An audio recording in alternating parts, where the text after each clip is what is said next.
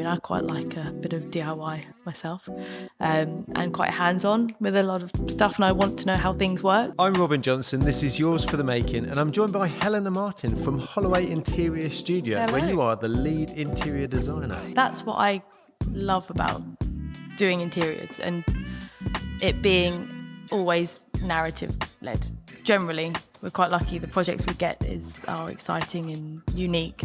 This show tells the story of the makers, the people that create things, whether it's in wood or metal, whether they're artists or musicians or chefs. It doesn't matter. I'm going to tell their story.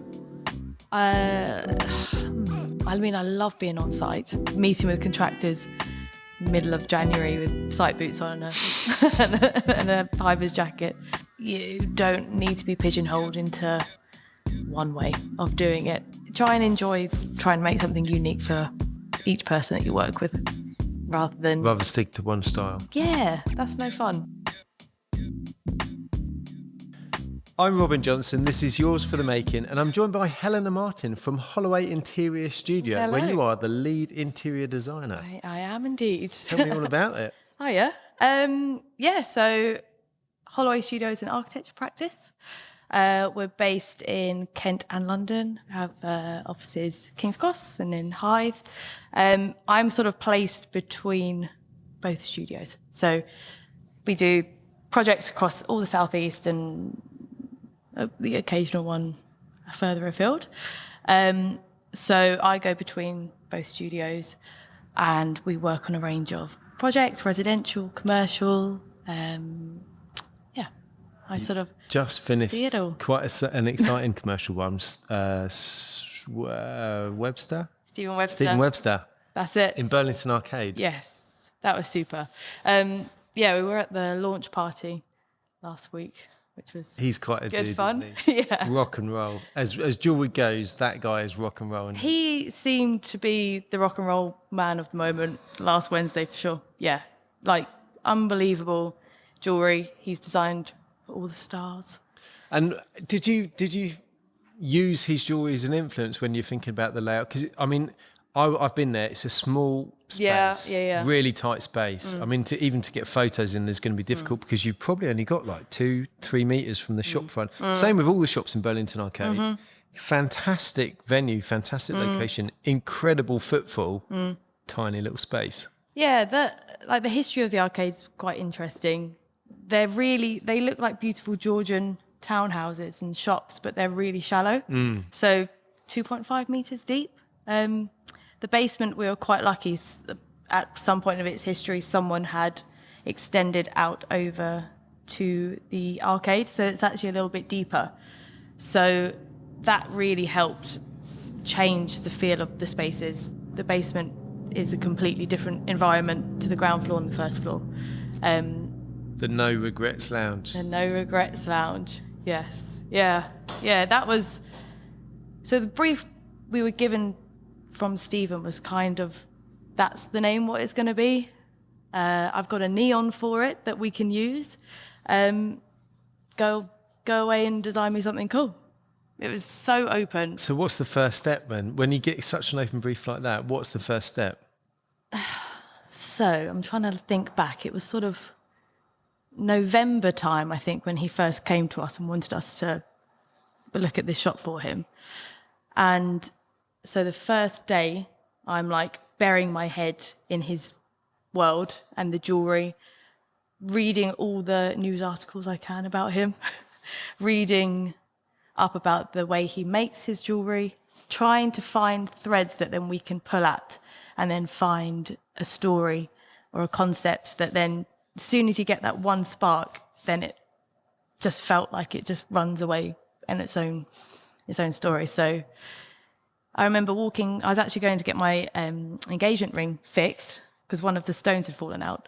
So I was in that area, sort of Mayfair area, to go collect it from the jewellers and walking back to the office, and it was all sort of festive and there was a lot of engagement on the street and lots of people around and buzzing around.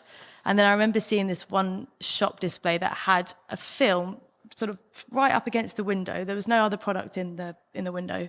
And it was kind of this moving image of fabric, like a kaleidoscopic form or language. And then that kind of got me thinking about, there's facets of stones, there's the layering of the quartz that he does in this really unique way of making his jewellery. I was like, yeah, kaleidoscopes are quite an interesting connection to the jewellery world and the craftsmanship that he has in his designs. So and that's what you've got in the window. It's like kaleidoscopes with piece of his jewellery in the middle, isn't it? Yeah. That's really cool. Yeah, that was where the idea came from. That's where it came, and it was amazing how strong that stayed throughout the entire design process. Yeah. So then opened the shop, and there were 3 kaleidoscopes there that we designed with guys called Form and Matter, were the guys who made the kaleidoscopes. They were super. Took on every comment we had. We sort of designed them in conjunction with them, saw prototypes. Tweaked it every now and then, they're chain driven, aren't they? Yeah, they look really cool. Yeah, it's almost kind of reminiscent of something like steampunk, you know. Yeah. Very almost want to see steam and a little chimney coming out as it turns around. You know, they look great. Thank you. They're really good.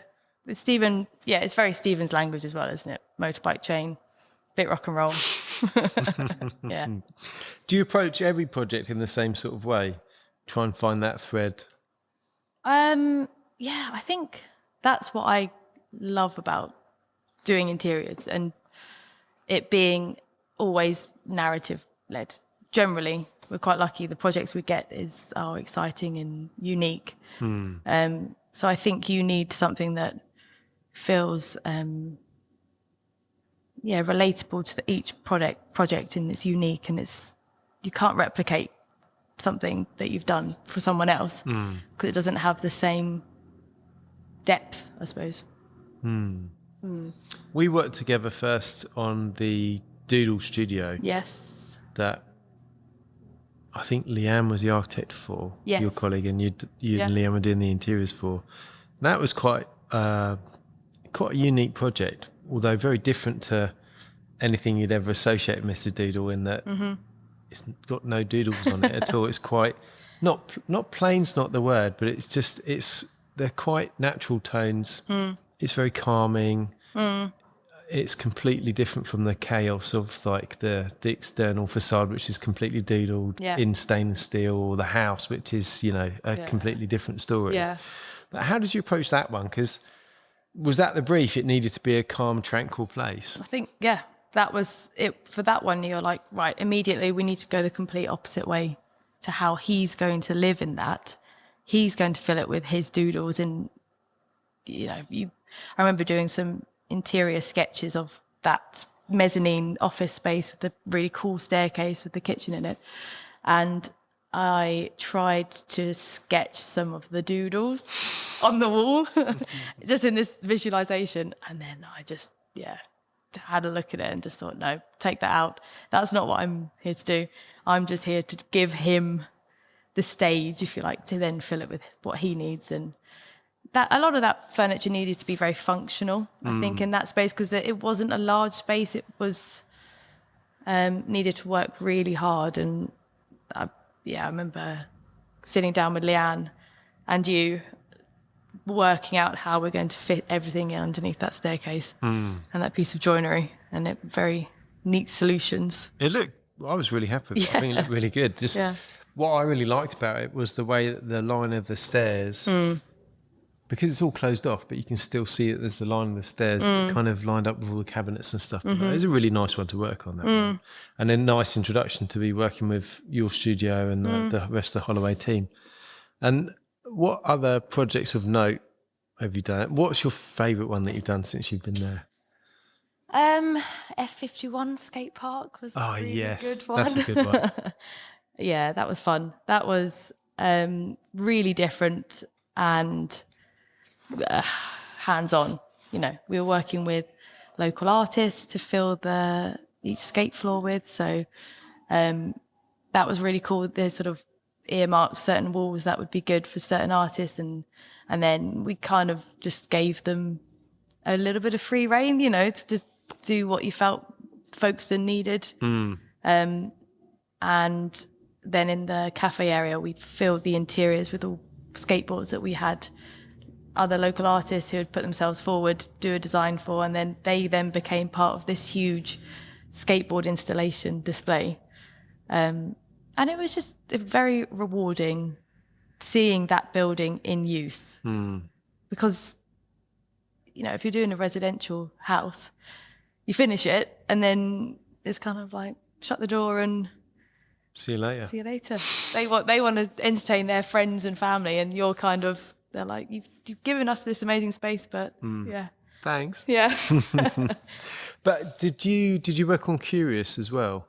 I did. Because that's not too far away, isn't it? The Ashford one, that was another interior designer, Sarah. She was over that. That was a really cool space. The bar was, actually influenced the gin bar that we did for Curious Brewery in King's Cross. No longer there, unfortunately. I think COVID sort of, struggled through that process, but they pivoted, and I think they're now making lots more wine and more than gin. So I mean, that was a really fun bar as well. Designing bars is quite an art though, isn't it? It's got to be very precise, and there's a lot of there's a lot going on that you want to conceal everything and make everything look aesthetically clean and beautiful, but it's also got to function on a busy period when you've got, 5 people deep at the bar and they're just trying to get through a shift. Bars are generally our bread and butter. And we find we have a couple of key points, a couple of key meetings that are, if it doesn't happen and we don't get the right information, we know that bar's, it might look great, it's not going to work. Those key points are, we get the design intent and we sit down and work out how we can actually physically make what the designer has given us as an intent. Because there's a lot of moving parts. It doesn't sound like there's a lot of moving parts, but there's a lot of moving parts. You need to fit sinks in, dishwashers, hatches, everything else. You need to be able to reach over and serve at the right place. So we get the first meeting, the design intent meeting. The second meeting is probably the most crucial, is when we sit down with the ops team, the people that will actually be using that bar, who have experience in running the same sort of bars. And we say to them, what do you need? Yes. How are you going to use it? What do you need there? Will this work there? And they normally look at the design intent and say, no, scrap that, we need it like this. Yeah, exactly. But if you try and get, from my experience, not with Hollaway, but with other designers, if you try and get an ops team in a room with a designer, it's almost like 2 completely different languages that are completely untranslatable.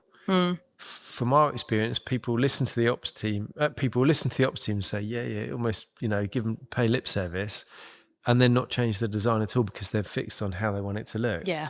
So we always find that we're in that kind of middle ground where we've got to listen to both and kind of implement both. But I always worry that we're going to end up, with the horse designed by committee that turns out to be a camel. Luckily, we've done all right. We've got some pedigree horses out there at the moment, But it's those are the 2 meetings. Then the final meeting is when you sit down and you've listened to party 1, you've listened to party 2, sound like a mediator, and then we sit down with everybody and we present what we think we're going to make in a way that we think we can make it work, listening to everybody else. And if that goes well, you're onto a winner. The amount of times that's gone well, I can probably count on one hand out of the many bars that we've built when we've sat down and had, if that meeting ever happens, because sometimes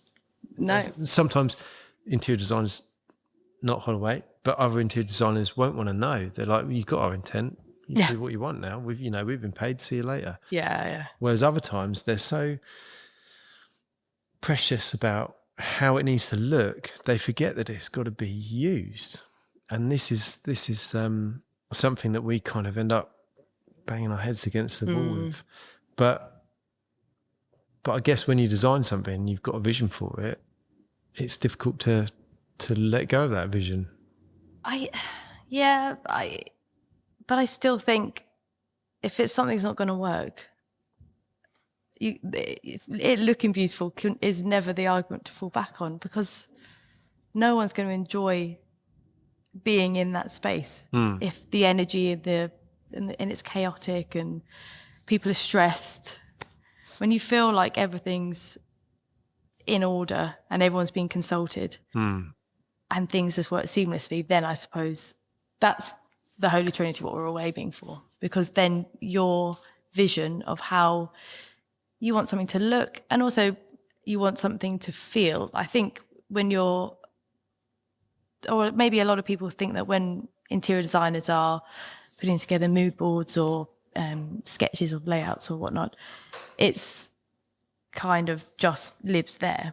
But actually, I think you've got to think about how it will feel in the winter and compared to the summer. You've got to think about the times of day, and that all those tiny little threads all have to be singing and dancing in the same rhythm to all feel a nice space to then occupy when it's finished.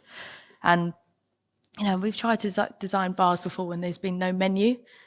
And you're like, if we don't know what kind of food you're going to be serving or the kind of drinks you want to be making in this bar, how there's nothing there to work with in terms of making that bar feel unique to that restaurant. Or, you know, like you don't want to be designing something that you can pick up and put anywhere else.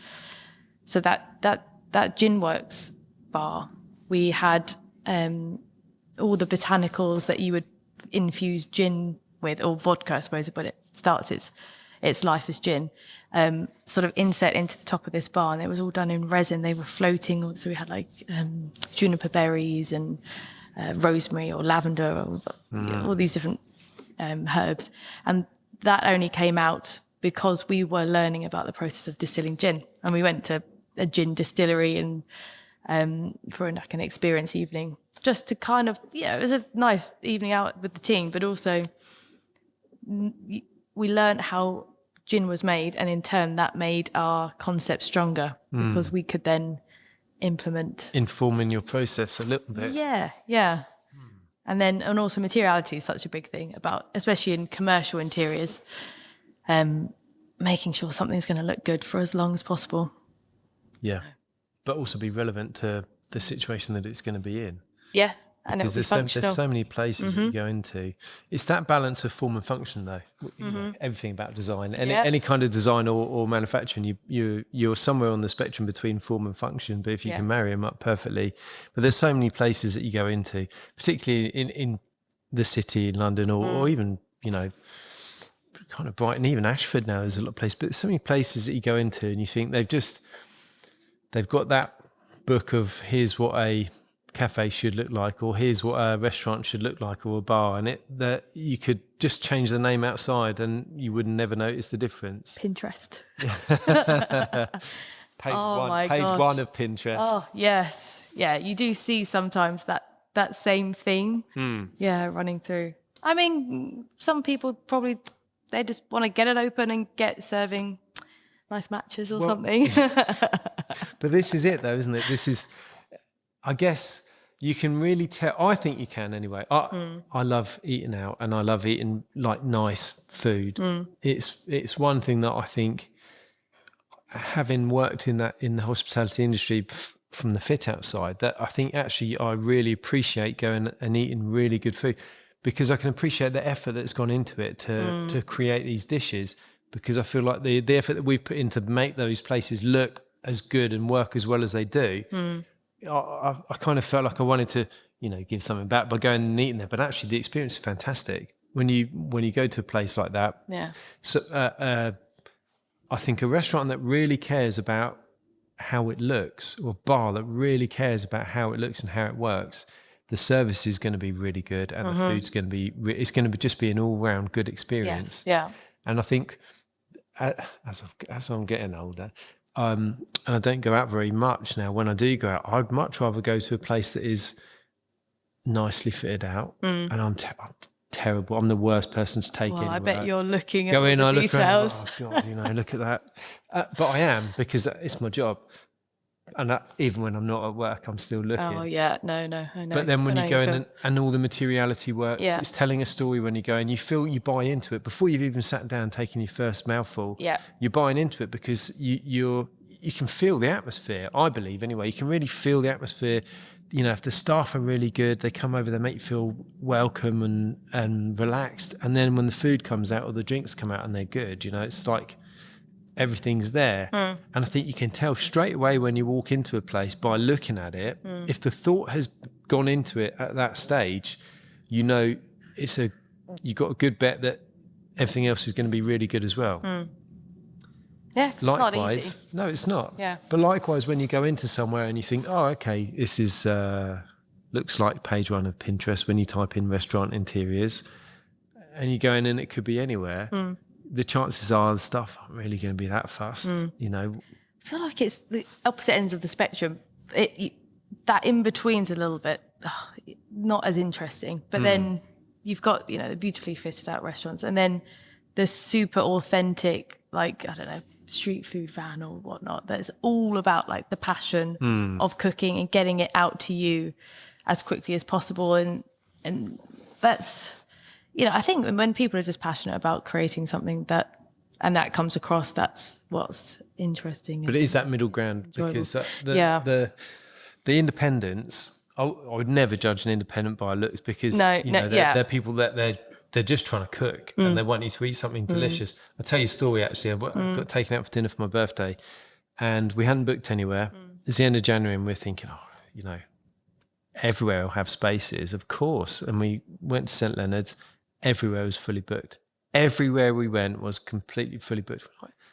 It's like near enough snowing and it's January. Like, anyway, St. Leonard's is very up and coming, apparently. Yeah. We went into this place. It used to be a pizzeria. It's a place called Supernature. And we went in and I was like, fuck this. It's like it's black. It's like black paint. It's a small room. All the chairs don't matter. It looks like it's been fitted out, furnished by charity shop furniture. Yeah.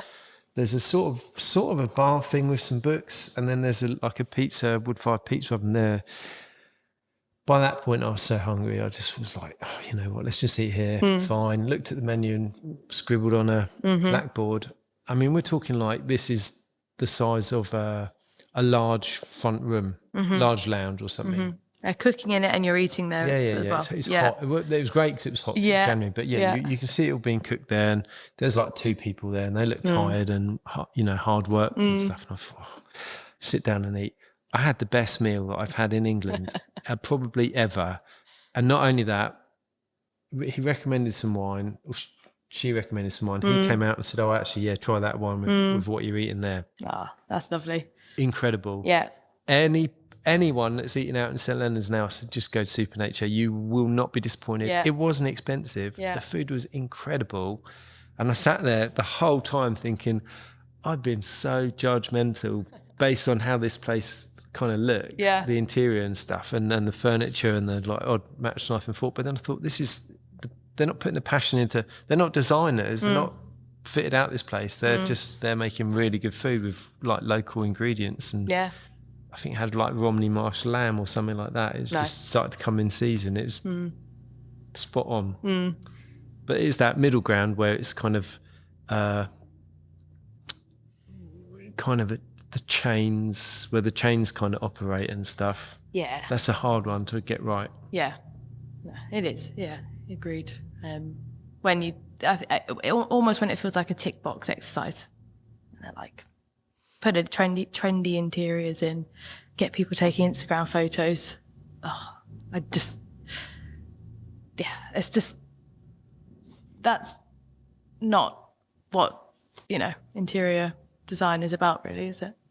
So I could ask you what are the top interior design trends for 2025, but let's not, because I know as a practice, you're not focused on trends.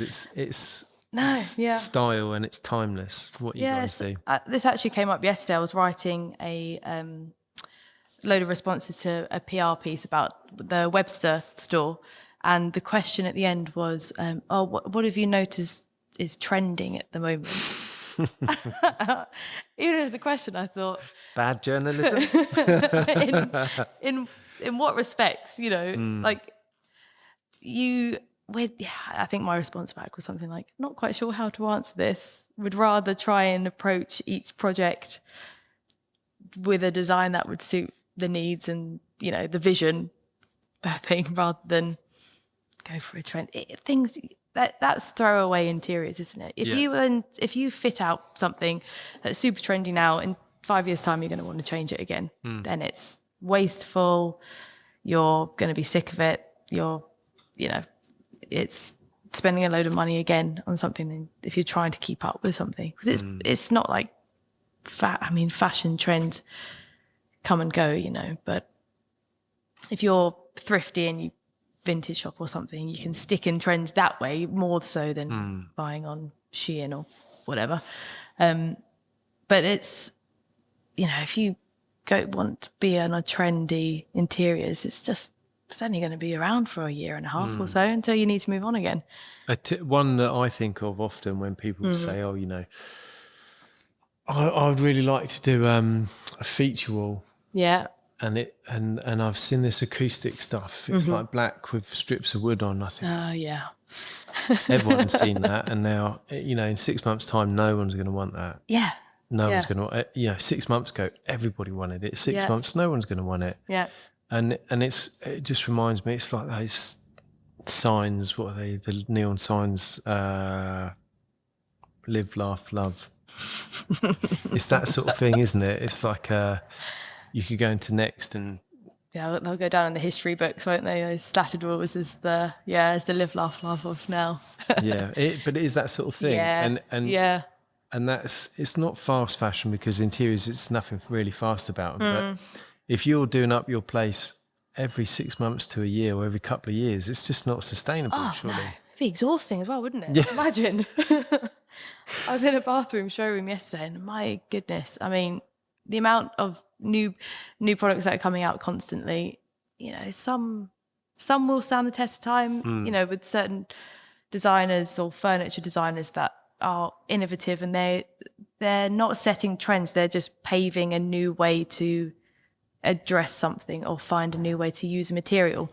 That's innovative and interesting and exciting. But, not, I'm going to use this green tile everywhere, floor, ceilings, walls, and call it a trend, because, you're just going to... And, I mean, day to day, I imagine you probably spend quite a lot of time in showrooms, meeting suppliers, looking at new materials and finishes and stuff like that. When you... I mean, it sounds great. Like all jobs, you think, that would be really good. That is a fun bit, yes, yeah. But you're not tired of it yet? Oh, no. It's great. I love it. No, yeah, of course.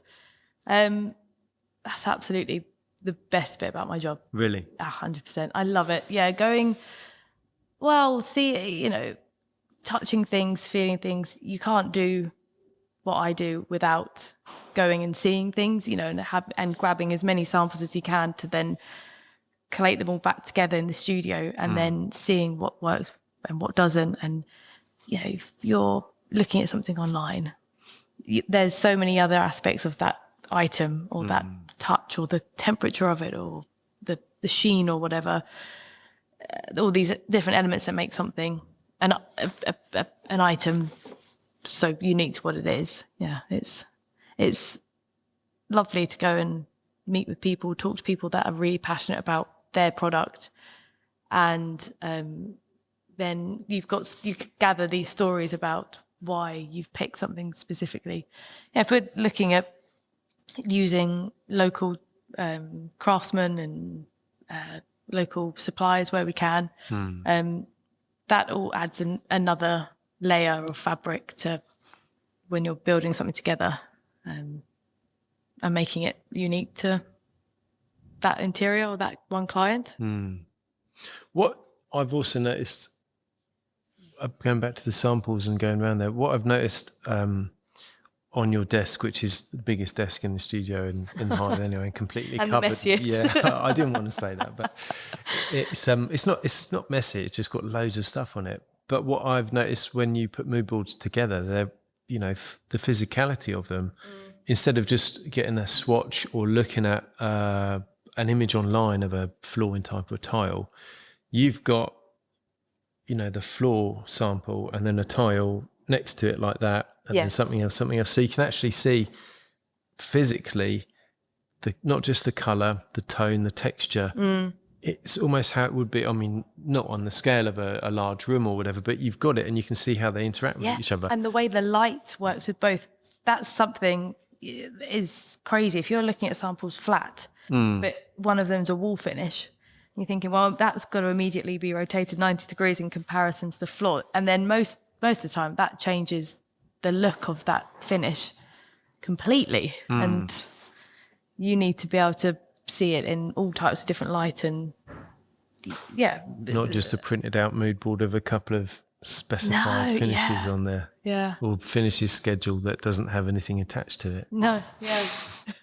I don't know how, well, who knows what you'd end up with. Maybe that would be a new way to design. If you're just doing black and white interiors, maybe that could work. Maybe. No, there'd be different textures though, wouldn't there still? We've had it before where we've been sent schedules and we've asked for samples, and the designer, not Hollaway, but the designer said, "Oh, we haven't had the samples." No. And I've requested samples from the suppliers who've said we don't give samples. I think, well, how on earth has this product been specified for this project, which is not a small space? You think, how can you choose something like that just from a picture on the internet? Yeah. Because what if your contrast is turned right down on your laptop when you're looking at it? Oh, yeah, everyone's screen's completely different, isn't it? Yeah. It did blow my mind a little bit. And then when we got the product, we were like, are you sure? Are you sure about this? It's not... It kind of looked okay, but... Yeah. Oh, my God. I would say 50% of the time. If I'm ordering something off the internet to get a sample, it's not what I want it to look like. Really? Yes. Yeah, massively. So, I mean, I want to say, have I learned it the hard way? I can't say I've gotten close to ordering something and then there's been a rush to specify it and I haven't got the sample or something. But I've always caught it in time before it's ever gone in and checked it, because you don't want to end up with egg on your face on something that you've backed from the start, not checked, and then it's gone in and it looks awful. Yeah, that's a bit awkward. You have to do your due diligence. You do. How did you get into interiors? Did you go and study at uni and go that way? Yeah, I studied interior architecture in Canterbury at UCA. So a funny thing about interior architecture and architecture is you don't do anything like it at school.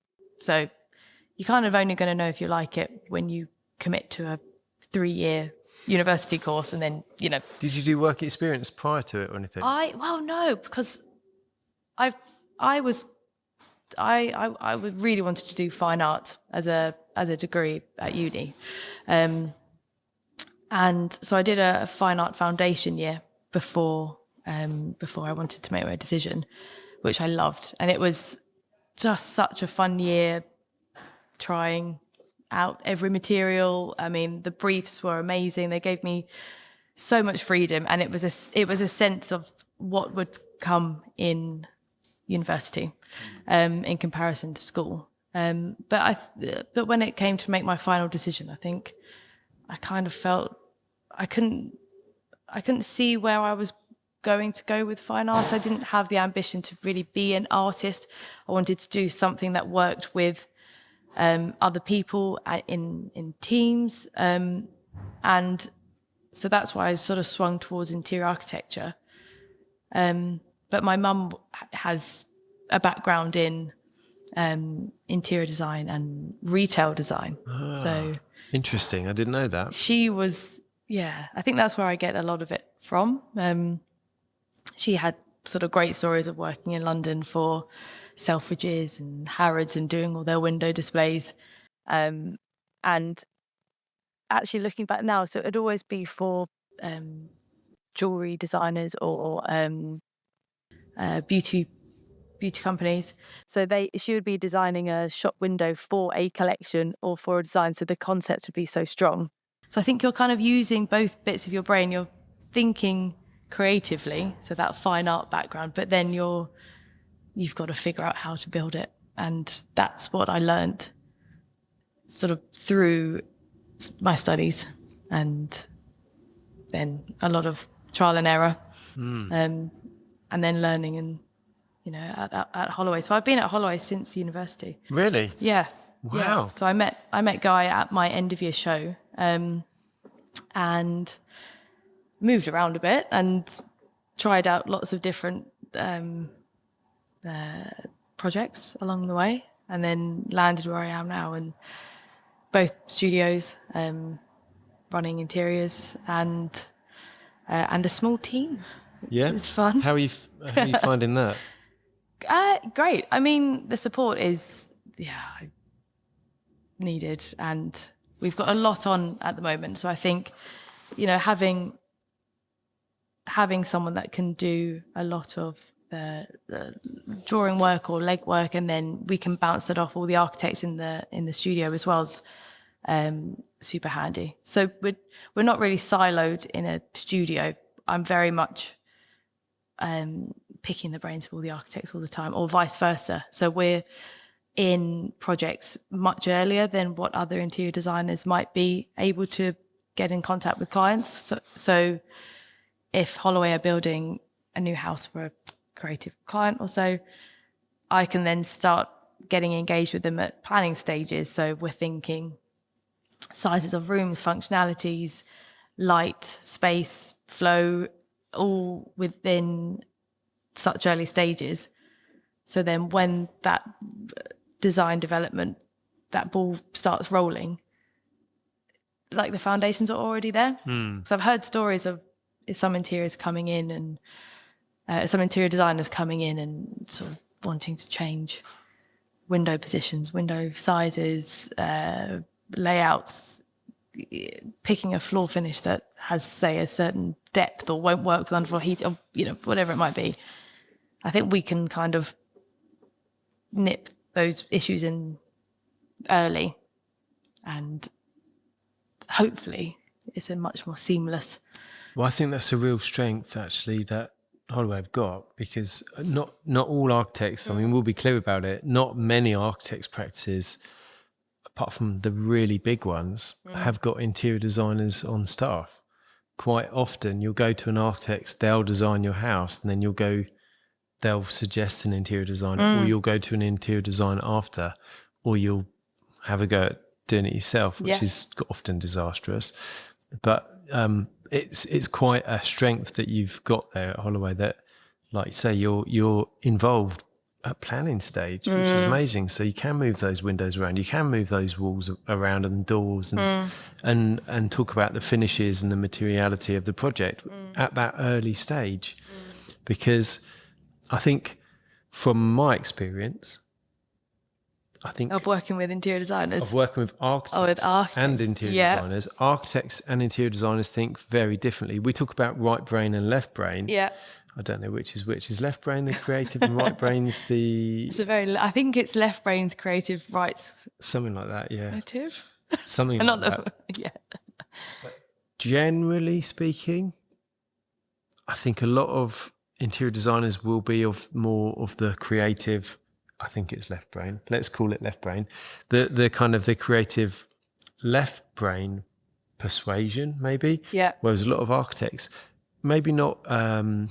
You get different types of architects. You get the guys that are really into the intent and the bigger picture, and then you get the details people. And I think those details people are maybe, especially the ones that are doing the technical drawings and stuff, which you have to be able to do to go all the way, through part one to RIBA accredited. You need to be able to do that. It's incredible. But if you're more detail orientated, I think that lends itself to more right brain, or the opposite side of the brain to the kind of interiors. And what's really good about Holloway is you got a mix of people that are on, both ends of the spectrum. You got the people that can do all the really good architecture drawings to a high level of detail, and then you can come in and tell them how to make that look beautiful. The one thing that I always spot that gets missed out is blinds or curtain tracks. So it's a small part of but if it's your house and you don't want to see any blinds, we need 100mm box hidden up in the void above the window. And it causes such headaches, you know, when you're Really? a month out from finishing a project or something. And oh no, can't do that now because it's all been boxed in. So Does that cause problems at the Christmas office party then? oh yeah, Put that curtain you put track those in for blinds me. in. So yeah, no, I mean that's just a small example, but yeah, I think it's fab to have it so integrated because also, you know, we're then collaborating in the same studio as each other. We're not in separate offices on working at all different stages. And, you know, I quite literally sit next to the architects I'm working on the projects with. So we're able to look at those samples together. The architect can then see what the material palette's going to be. And quite often, you know, we'll work on that together to make sure that that works with coordinating, I don't know, boring things like rail colours of windows or, you know, the hardware for the doors.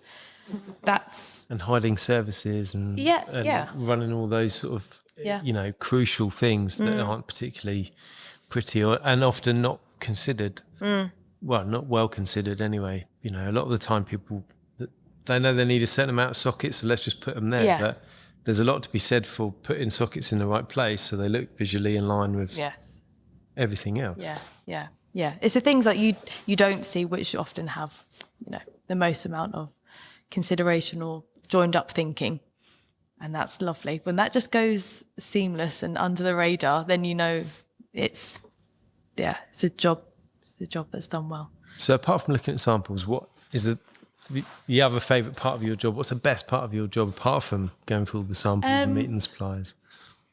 I mean, I love being on site and seeing through a project. Very satisfying. Love meeting with contractors middle of January with site boots on and a high-vis jacket and just trying to figure out problems like sort of then and there. That's so satisfying to get that done. And being involved, I mean, I quite like a bit of DIY myself and quite hands-on with a lot of stuff, and I want to know how things work. So I do enjoy that. I'm not just sat behind a desk all the time. And I guess, also coming up with concepts and stories, especially when working with brands, you're wanting to really get under their skin of who they are and who they want to say they are in their new, say, a jewellery store or bar or, you know, restaurant. That's interesting because, everyone's got their own story to sort of shout about and tell. And so, you want to be part of bringing that to life. And then that's, you know, very satisfying seeing that Stephen in his jewellery store on last Wednesday. He was sort of hanging out the top window, making a speech to all his guests. And you're like, oh yeah, that's a good fit for him. That's his personality. Yeah, he's a real character. Yeah. I got a lot of time for Stephen. Yeah, he's great. Yeah. He's he looks like he should be in the Rolling Stones or something like that, doesn't he? You know, he's that kind of like rock and roll, and you can tell he's got a lot of good stories and stuff. I know another jewelry designer, right? Same sort of generation as him, that lives down in Frome. Oh, down near Cornwall way? Dorset. Somerset. Yeah.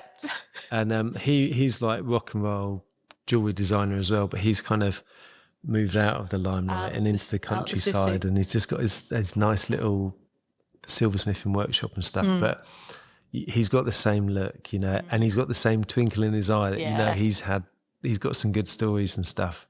But it's interesting because I think they may have even been contemporaries at one point. I'm not sure, but they're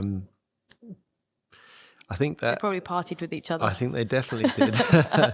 I think that generation of kind of creative jewelry artists, those kind of scenes, they all kind of mixed. It was like a melting pot in London back in those days. Yeah, all kind of I mean, like those friendships at university are all sort of formed as well. And when you get like a year group, there's some incredible ones of like all these amazing artists coming out of the same school at the same kind of time.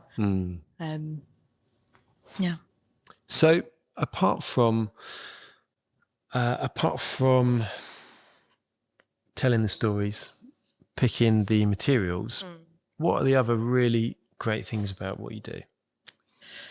I mean,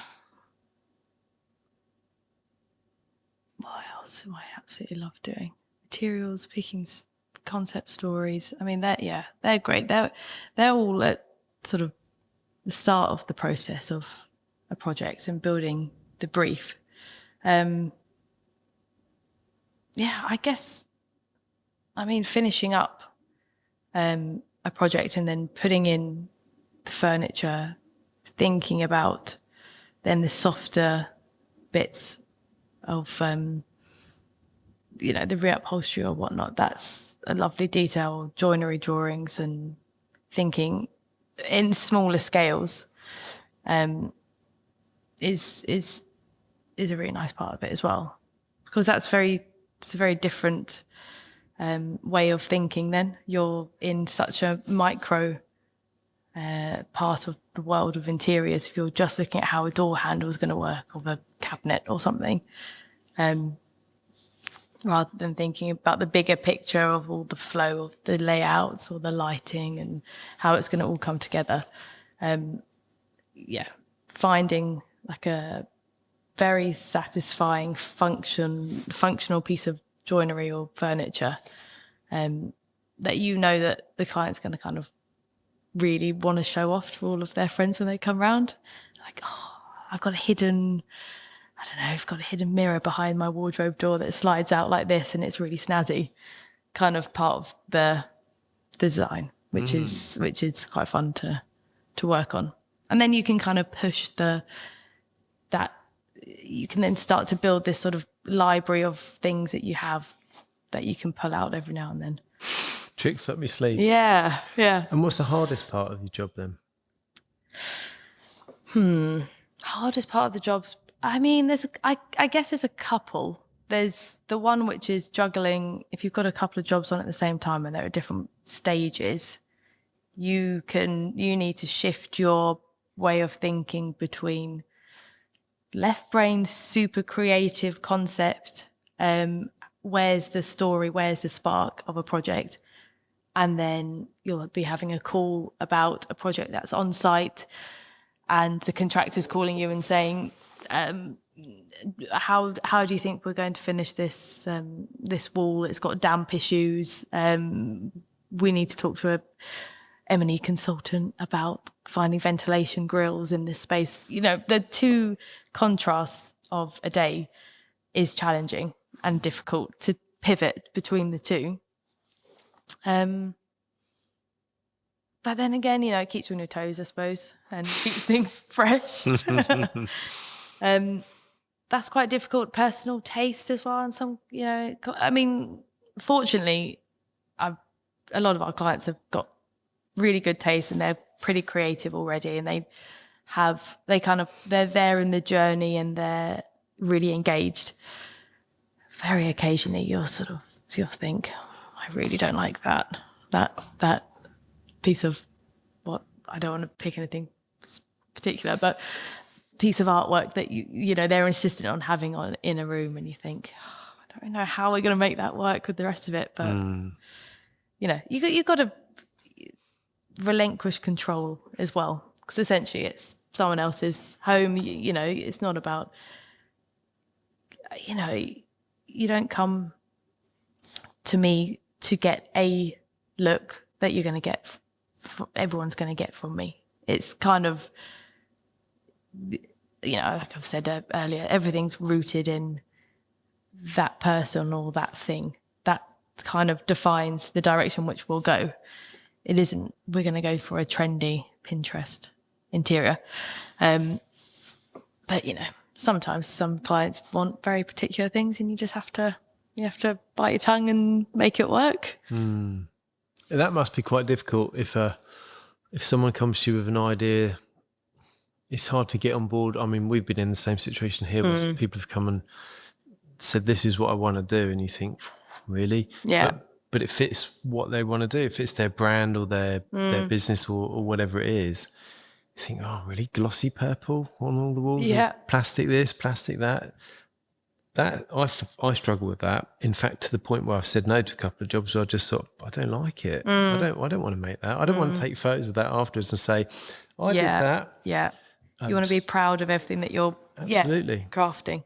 And we recently had a job and that all the finishes were super high gloss. Mm-hmm. And I think if you're looking at wood, you want to see the grain in the wood. You want to see the contrast. You want to see the wood has timber, but as really smooth timber.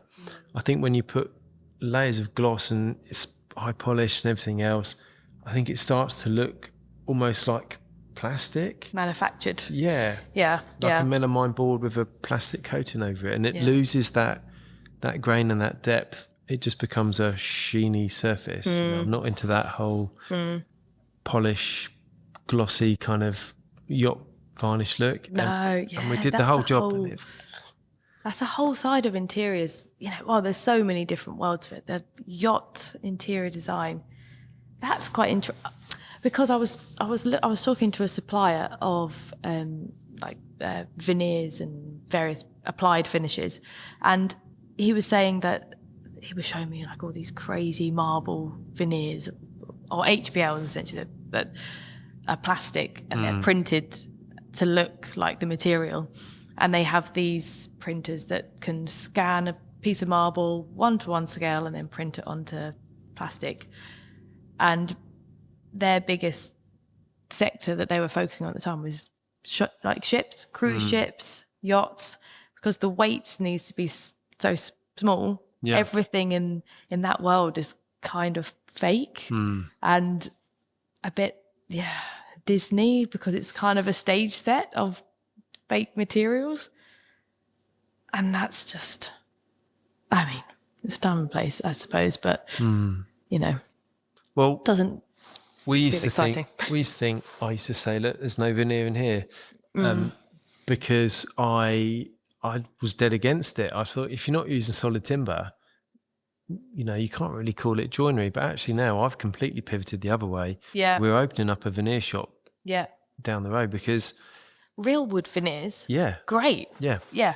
Yeah. But also it suddenly becomes affordable. And not only can you really dictate what the finish is going to be, you can pick each leaf. You know, if we buy timber and we're stuck with what logs we've got, you know, the boards that we get given, we've got to match them up as, you know, table, prime example. All the grain patterns are different. Personally, I really like it. But if we're fitting out an interior or a restaurant or whatever it is, and the grain needs to look a uniform, you can't do that in solid timber. It just, unless you buy the whole tree, mill it up with very tight tolerances, it won't ever happen. And then are you just creating your own veneer essentially? Well, we buy veneer in, but you buy it in a book, like in a book of leaves, and it'll all be from the same log, and it'll be essentially matched. So we can then stitch it together and match it, so you could have book matched over all the planks. So you're essentially you're getting more out of a raw material in a way. Yeah.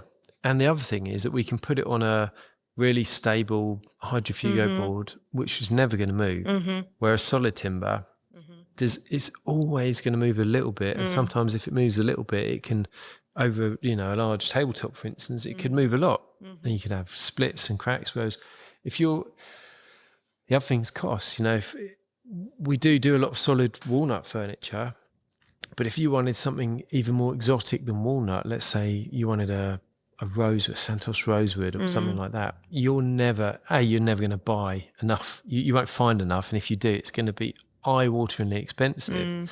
But if you applied a really nice exotic veneer, or, you know, something that you can't really necessarily get in sort of like a figured sycamore or something like that, which looks incredible, but you'd never buy it as solid, then I think veneer really has got a place. Yeah. And we've been using guys really local to you, and they're really, really good. But because of the volume that we're doing now of veneered panels in bars and things like that, in these exotic timbers, it just makes sense for us to do it ourselves, really. Yeah. So we're investing quite heavily in that, but it's a complete pivot because a couple of years ago I was like, nah. It's passé using veneers, but there's time and a place. No, but I think we've spoken about this before where we've designed joinery with you, and if you're doing a kitchen cabinet door, you would do a solid timber border. So if you're ever nicking it or bashing it, that's solid. It's just the internals which are veneered. Yeah, it's the board. Yeah. So we're just solid lipping. That's what that machine over there does. It puts an edge bander. It puts on a 5 mil thick strip of solid and we cut that out of a normal board. We'll plane it, thickness it, whatever, and we'll have let's say it's a kitchen door. It's 22, 24 mil thick. We'll cut like a 27, 28, 29 mil by 5 mil strip, or 4 of them for each door. We'll use that machine that glues it on and cuts it all flush so it's ready to go. And now what we're doing is so we'll do that onto hydrofugo or like a moisture resistant high density MDF board. Yeah. And then we will veneer over the top of that. So right up to the edge you have the veneer, and then when you look on the edge you've got the solid. Yeah. Whereas what we were doing before, we were veneering the board and then edging it, so you had always a little board around it. With you. Okay. Which on the vertical it wouldn't matter because it'd be in line with the grain, but you'd have a little top and bottom would look slightly different. Yes. Personally, I really like that. Yeah. But now we're doing it this way. I look at these panels, I'm like, this is great. Because you don't see the way that we're veneering, you don't see any kind of glue or anything. No. You see, for instance, the walnut would run right to the edge and then you've got the solid walnut there and it just... They're going in the right direction exactly, as well. Yeah. And the veneers that we're using are, they're good structural veneers, 1, sometimes 2 millimeters of veneer, and it's so, stitched together.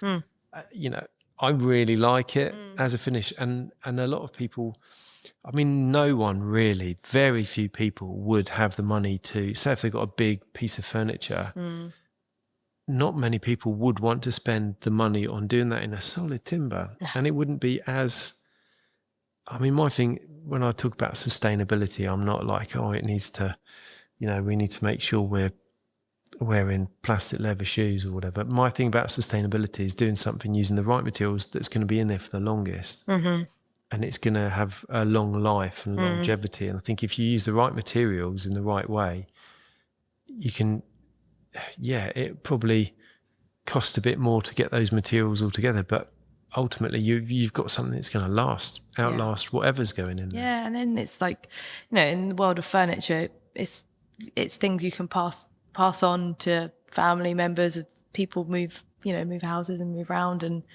having pieces of furniture that you've had from your parents or whatever generations before you, that takes on a whole other meaning and love as well. But our generation are not going to be giving our kids our IKEA wardrobes. No. The packs is not living beyond our years. But this is it. But this is, people. I got into an argument with a friend of mine. A light-hearted argument. He was saying, but IKEA is really sustainable. It all comes from like Scandinavian, well-managed forests. And I was like, yeah, that's great. How many of them are you going to buy in your lifetime? Yeah. I am using different materials. We're using a veneer and we're using a solid oak from Europe. It's oak trees. It's still sustainably managed. Yeah, it probably costs 2 or 3 times as much, maybe more. I don't know. I don't keep up to date with the IKEA prices. No. But it will cost more. But I guarantee that the stuff we make will last lifetimes. Yeah, and it's like in wood windows that you would get now.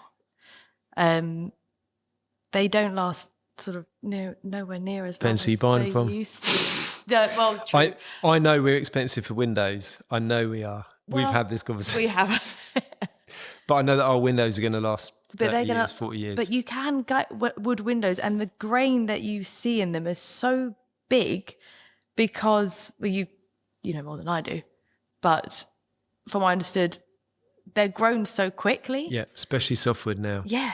And then I'm refurbishing windows at home, and I'm scraping off lead paint from, 200 years or whatever. Yeah, all PPE'd. And then you see the grain of the wood, and it's like, they're like sheets of paper. Yeah. And it's amazing how tight that is, and and that's, I'm not having to buy new ones. I can refurbish them and then it will last again. You know, treated in the right way, they'll last. Well, if you look at your house is Victorian, isn't it? Or is it older? I think somewhere in between Georgian and Victorian. So your house, your joists. Yes. If you look at the grain, even your floorboards, They're like 9-inch wide. But you look at the boards. grain, if you cut the joist and you look how tight that grain is, those trees would have grown fairly slowly. And this is the thing, it's the slow growth. Those trees were grown unintentionally, maybe fairly slowly, and then felled when they're at a ripe old age. Whereas if you wanted to replace one of your joists and you bought some, 9x2 softwood, in comparison, even though it's treated, tannalised or whatever, you put it next to it, you might have, I don't know, 30 rings across your new board. You might well have 200 across your old board. And you can really feel the difference. You know, unless it's rotten, which I expect some of your joists probably are. Some might be. I've seen some pictures. But unless they're rotten, you won't be able to squeeze them, especially the old pitch pine. It's really, really solid stuff, really dense timber, really strong as well. Whereas the tanlite stuff, it's graded, it's C24 graded, so it's all regularised. But you pinch it with your nails, you'll leave nail marks in it, you know. And you get boards and they're all bendy and wafty all the way around. So it's just new. When money gets involved on larger scales, those trees are grown. It's difficult to make a tree grow straight and fast. Yeah, we used to do, in England, coppicing and stuff. We still do coppicing, and trees were grown like that. But when you see a proper managed lumber forest, the trees are grown in lines, in grids. Everything else is cleared. They're all exactly the same height, and they're all felled at exactly the same time. So you know exactly what you're getting. And you see it as it's more like a factory. Yeah. Pumping out timber. Which is it feels like it feels like such a contrast to the feeling of if you have something made out of a solid piece of timber, doesn't it? You think of it like that. But then if you it depends on the timber. If you're getting it made in softwood, going back to your windows, a softwood window now is nothing like a softwood window that was made 100 years ago. A softwood window from 100 years ago probably has lasted 100 years. A softwood window now, unless you really look after it, probably won't last 20 or 30. Yeah. And then it's that throwaway. Exactly. But it's also about the paints and stuff now. Say about lead paints, they're actually quite good. And they're protected of all that wood for all those years. Yeah. And it would have had coats and coats and coats, and it would have had a primer, then an undercoat, then your top coat, and done properly. Whereas now, obviously, we can't use lead paint, and there's a big movement away from oil-based paint. So a lot of the paints used on timber external joinery is water-based.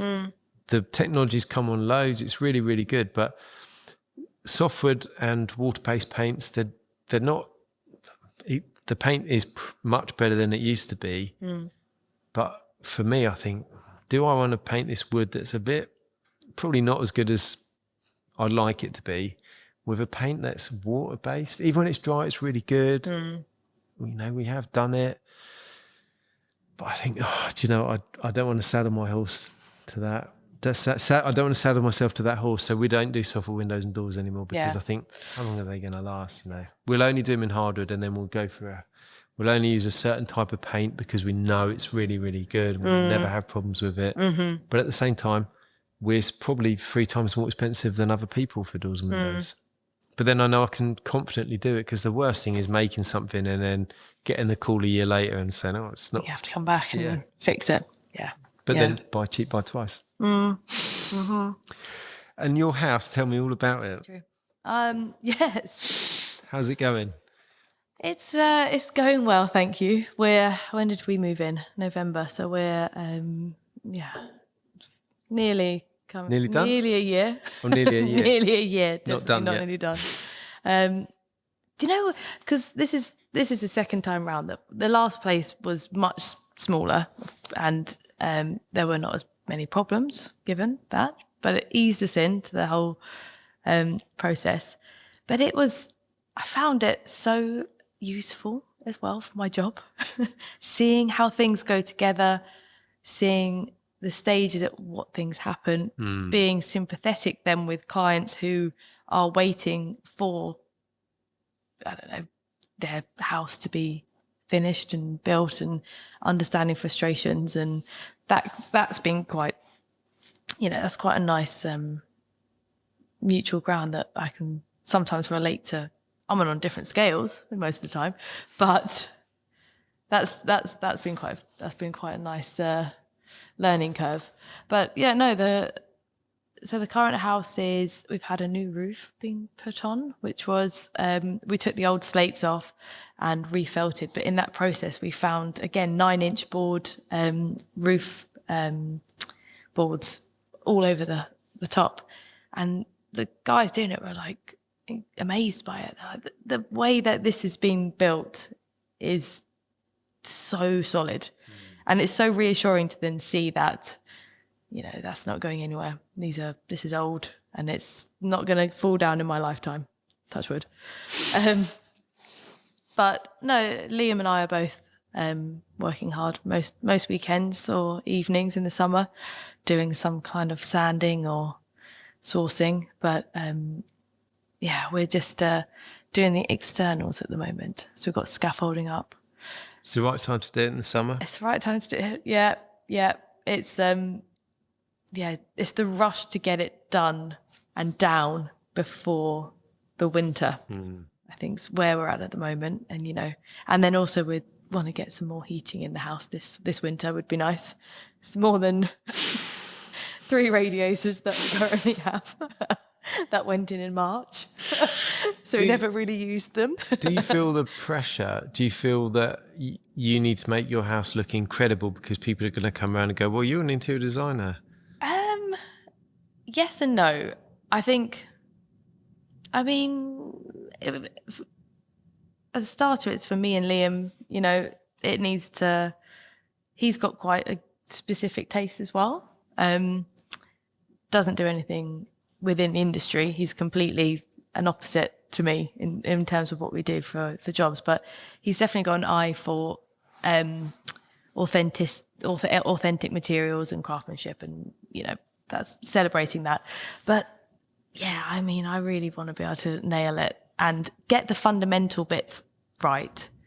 But then again, I don't think that that means fancy pictures or fancy finishes. It's all about the vibe of the house is what I'm going to try and nail, and keep as much as the original features as we can. The reason why we loved the house was because we could see the proportions of the rooms are beautiful. The floorboards are amazing. There will be a nice fireplace, and the brickwork's great. So I think, it's going to be quite calming is the idea. And I'm looking forward to designing the kitchen, though. I do love designing a kitchen. That's, at the moment, we've kind of got a range cooker that we bought off Facebook Marketplace, and it's great. Solid. And then a stainless steel island, a stainless steel tool chest. Oh, yeah. With a bamboo worktop, and it's incredible. So that's kind of all our storage, and then the sink unit that we brought down from the kitchen. So we're kind of playing around with the layout. So the island moves on wheels. So every now and then we'll kind of reposition it somewhere else, and then try out having it this way or looking at centered on the room or centered on the doors or whatever. So even though we're a long way off, I think it's quite fun living in it and getting to know it before rushing in and just saying, I want it to look like this. Because actually we're learning more and more about the house throughout, haven't even been there a year yet, and already it feels so different in the summer as it did in the winter. And it's, you living through that and not rushing any decisions, I hope will mean that it will end up being really considered and thought about. You'll miss these times. Yeah. You're talking about moving the island around, when it's completely finished, and I'm sure it'll be beautiful and an incredible space, but you'll look back really fondly at the times when you had a tool chest and a bamboo worktop and an island that moved around. Yeah. Because it's those things that, these are really, you'll look back and they'll be really fond memories, Yeah. Sometimes I bet you go in and go, Yes. just want it to be done. I'm doing the similar sort of Yeah, thing in we've my spoken house. about this before, haven't we? Yeah, no, it's a long way off, but much to my partner's detriment. But I think it was the I story quite that like you it. said when you used to have long hair and then you started taking ceiling downs in your house. And Yeah, that was in the last no. place. In fact, I think it did happen this time around, but in our first place, I had long hair down to like past my nipples, which is really long. And I was pulling down this like mouldy lime lava and plaster ceilings and walls and stuff. Yeah. I get home, we were staying at our in-laws, and it was great of them to put us up. We didn't, we moved in there so we could completely gut the place. But they had a shower that was it's like above a bath, those things that kind of rubber bits that plug into the taps. Yeah. And you turn the tap on and it would come out like a slow dribble. And when I had long, thick hair, I missed that hair, it was great. I had long, thick hair, and I'd turn this shower on, and it would often take half an hour just to wash the lime out and the plaster dust, and then probably half an hour to shampoo it and wash the shampoo out. Yeah. And then I'd get to the end and think, there's still loads of bits in it. Yeah. And I'd grown my hair for years, probably 4 or 5 years I've been growing my hair, and I loved it. And then one day I came home and I just thought, I'm going to cut it all off. Yeah. And I went to barbers and cut it off the next day. Yeah. It's so easy then, come home, go like that, get all of the dust and the crap and the lime out and crack the lime, when that gets on your skin, that is just I spent 4 days horrendous. feeling like I was sunburned. I'd come home and I'd feel like I was sun-kissed because the lime would be just on my face, my arms. eating away at the top layer of your skin. And I'd wash my face and it'd just feel warm and look in the mirror and it'd be red. Yeah.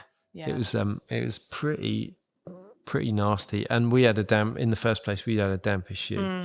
We lifted all the floorboards and it was right at the front of the house. We had a really nice fireplace. It was in the alcove at the front where there was huge floor-to-ceiling bay windows, Victorian place, but like really nice proportions. Lifted the floorboards and there was this thing. It looked like an alien. It was like a beach ball size. Oh, was it lump of mold? Dry rot or something? Yeah. And that was a surprise. I lifted the floorboard and there's this thing down there, so I had to do quite a lot of work to get that sorted. But then with damp, it's what you're battling. You're constantly battling with damp. You're never going to beat it. You can only keep it at bay. So that was like the constant theme when we finished that house. It was like, oh no, there's a bit of damp coming through there, another bit there. It's one of those things you've got to kind of, you got to live with it. Yeah, you've got to, hopefully find the source, figure out how to stop it, right? Yeah.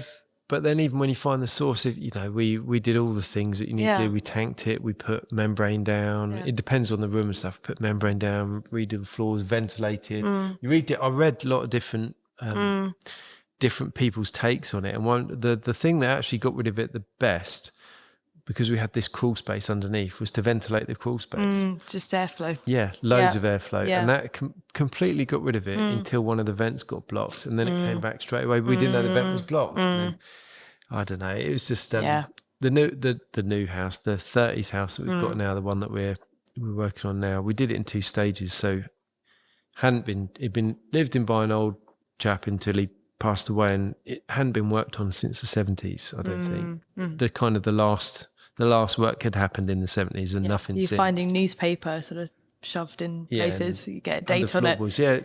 1919 was the roof ones, which is weird because I'm sure the house was 30s, so maybe something was wrapped up and put anyway. But what was interesting about sort of doing ours is that we did it in halves because we just wanted to do a little bit, get it to the point where we could move in, and then we thought we'd do the rest. We put in for planning permission, do the rest. So we got one half done, moved in, great. Put in for planning permission, COVID hit, and then our council just said no, we're not honouring, even though we had a little the pink letter outside. Yeah. The notice. Oh, I see, because no one would walk past and see it. Although ironically, never has so many people walked up and down our street. And there. on their 1 hour of exercise. Yeah. But they wouldn't honour it. And then it kind of went back and forth a little bit. They weren't particularly helpful. I think they were pushed because they were working from home, so everything was getting delayed. So from, when we thought we were going to be able to start this extension was, December, November of 2019. We didn't end up starting that until 2 years ago. So 2023. Yeah. So 3 years going back and forth. And then, was that, 4 years with just trying to get planning? Yeah, 3 years 2 years was going back and forth for planning, and then then the other year was going, how am I going to pay for it now? Yes, I see. Yeah. Right. They wanted, if we can do it now. Yeah, we'd like, the business had got really big, and then when COVID hit, we basically nearly lost everything, and I put all the money that I'd saved to the house into trying to keep everything afloat, and then when we finally got the planning, like 2 years later, I was like, oh great, can't afford to do it now. Yes. So we sat on it. And building costs would have been triple at least what they were before. At least triple. Yeah. Which was isn't it crazy? Crazy how much everything costs now. I sound like an old man. No, but it's within such a short period of time, like 3 years, and it is almost like every year. Have you found people? I mean, maybe this comes back down to the conversation you're having with the longevity of buying something which is going to last you versus the cost. But you cannot shield everyone that you work with from the uplift of cost of your raw material. No, that's why we're expensive. Yeah. And because I'd rather be expensive from the outset and not charge extras unless they're specified and agreed upon and stuff. Whereas I know a lot of people who've honoured quotes. I mean, we're a bit past it now because things are kind of levelled out and they are where they are. But for a good few years, I was hearing a lot of, not rumours because I knew them to be true. People were sending me letters and saying, sending me emails saying, this is what my builder's saying, or this is what my joiner's saying. What can I do? And I was thinking, well, number one, it's a bit cheeky sending me because I tendered for a lot of these jobs and you told me I was too expensive. And now you're sending me these emails that are saying, I need more money. Yeah. But a lot of people were going in with the original quotes, getting well into the project and then saying, I'm really sorry, the raw materials have gone up. It's not my fault. I can't control it. Yeah, it's not my fault. It's going to be an extra 40%, 50, 60%. Whereas my view is we'll go in with our price, which is a fair price. Maybe it's a little higher than others, but what you get is excellent product, fantastic service is what we try and offer. For cost certainty. The product, right? The value that we offer is, I think, unmatched. But when you look at that, if you're just looking at the bottom line, no chance. But then I don't often work for people that are only looking at the bottom line. Yeah. Yeah, they're into it go for anywhere, more. Yeah, for other reasons. And the same with you guys. People don't come to you because they want the cheapest interior design or the cheapest architecture. They buy in, because they know that you're going to give them something that's great. And that's the same with what we do. But we have tendered for projects where it's all been about cost. And even friends of mine have asked me to tender for projects, and I've tried to look after them as much as I can. But then we didn't win these things. But then, I think it was a game that everyone was playing, and I thought it just seemed so disingenuous. So I don't want anything to do with that. Yeah. But then it's difficult because at that time, I had Zach from Lichen Design. He makes great plywood furniture, and birch ply was one of the worst things. Yeah. It went from like 30 odd quid a sheet to like, it used to be really affordable, didn't it? And it was a sheet. Yeah. It was great, and it was really good quality. And then, COVID, and then the war in Ukraine and Russia and everything else, it's gone from like 30 quid to 200. At one point it was like 300 or 400 because there wasn't any. Now it's kind of, 150 quid. But he was saying, midway through projects, although he bought loads of it, stockpiled it beforehand. He's the toilet roll buyer in the supermarket, He did all of that to shield it. But I was telling him we were working on a project, the Gherkin entrance hall in London, in 30 St Mary Action, a really iconic building. Yeah. And we quoted that job, and it was like the old birch ply price. Yeah. Started the job, COVID hit, had to honour the price. We had hundreds of balls of plywood that instead of paying 30 quid for, we're paying 200 quid for. Yeah. And I didn't want to say to the client, by the way, it's going to cost an awful lot more. Maybe it was the wrong thing to do, but I just kind of went, oh, look, we got to honour our price. Yeah. So we did. It was pretty stupid of me, though, I think. Yeah. But what do you do? Yeah. No, that's it, isn't it? Yeah. You can't foresee those sorts of things happening, can you? No. But if you budget for them properly, I mean, you must know, working on a project, your client will come in with a budget, it'll all be said and done, but towards the end, there's always unseen things that move it around. It's just the industry we're in. Especially with any existing buildings. I mean, I'm working on a big old stud farm that used to be there to train horses, and we're turning it into a lovely big home. But they found two, probably as big as this room, brick water tanks under the old concrete slab. Really? Yeah. They are gigantic. Wow. And it's just like, okay, the drainage survey didn't pick it up. So what do you do? Just cover them over? Or Well, do you now have to go to historic England and make a thing of them? And well, that's one of them is really nicely positioned in the layout of the kitchen. So we're actually thinking about putting a big walk-on glass skylight over the top of it and then lighting it really well. I really want to suggest a terrarium or something down there. We're looking into how feasible, how workable, and how salvageable they are. There's been talks about keeping them as water tanks. They're only Victorian. They're gigantic. Rainwater harvesting. Is there a way in which you can keep them as their original function? Filling them in was another option, but the volume of material that you would need to fill it in is extortionate. Little indoor plunge pool. And an indoor plunge pool. Love that. Yeah. So those spanners in the works are, there with existing buildings all the time. Can of worms. But then they're great. They're clients that get it and they are up for the challenge and they see it as an opportunity to do something quite cool with them. Whereas, that could derail other projects if that was a 20 grand hole in the ground that you need to figure out what to do with. Oh, I know. That's pretty scary, isn't it? Yeah, exactly. Yeah. Imagine if you found that at your house. I know. We found this, you lift the floorboard and go, oh my God, this is something. I just put the floorboard back down and put my fingers in my ears. And what you don't want to find is like Saxon burial ground beneath your house, do you? Because they're shut down straight away.